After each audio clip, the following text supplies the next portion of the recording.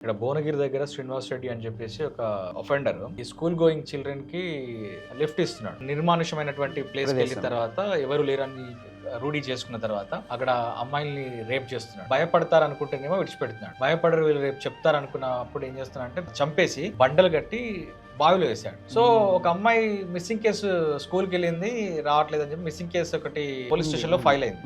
అప్పుడు ఊరు వాళ్ళందరూ ఏం చేశారు అని అంటే ధర్నా చేశారు పోలీస్ స్టేషన్ ముందు.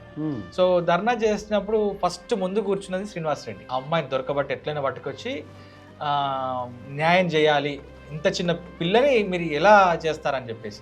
ఇదేంటి అసలు యాక్చువల్గా వాడు చేసేది క్రైమ్ వాడే, అంత క్రూయల్ గా ఇన్హ్యూమన్ గా గ్రూసమ్ క్రైమ్స్ అంటాం కదా, అంత ఇన్హ్యూమన్ గా చేసింది వాళ్ళే, అండ్ మళ్ళీ వెళ్ళి కన్సోల్ చేసేది వాళ్ళే. ఎగ్జాక్ట్లీ సార్, ఇక్కడదే మనం ఇందాక మాట్లాడుకున్న విషయం, ద సేమ్ థింగ్. వాళ్ళని మనం దొరకపట్టడం, వాళ్ళని మనం ఐడెంటిఫై చేయడం చాలా కష్టం. ఎందుకంటే దే ఆర్ వెరీ స్మార్ట్. ఎప్పుడేమో బాగా గుర్తుపెట్టుకోండి, ఎమోషనల్ పీపుల్ దొరికిపోతారు ఈజీగా.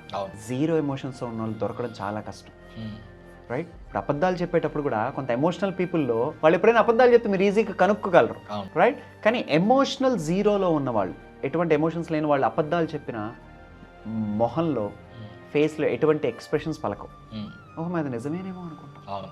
అలాంటి పర్సనాలిటీ ఇందులో ఎక్కువగా కనిపిస్తుంది. అంటే ద ఓవరాల్ సిస్టంలో చెప్పాలి అంటే ఈ సైకోపాత్స్ ఎవరైతే ఉన్నారో వాళ్ళు ఫ్యూచర్లో ఎక్కువ కాకూడదు, లేకపోతే ఇలా అంటే, ఎందుకంటే తనకు ఆ బిహేవియర్ స్టార్ట్ అవుతుంది వాళ్ళకే తెలియదు సార్, నేను ఒక సైకోపాత్ అని పాపం వాళ్ళకే తెలియదు. అలాంటి వాళ్ళని ఏం చేయాలంటే ఒక స్పిరిచువల్ ఏరియాకి ఎక్కువ కనెక్ట్ చేయాలి.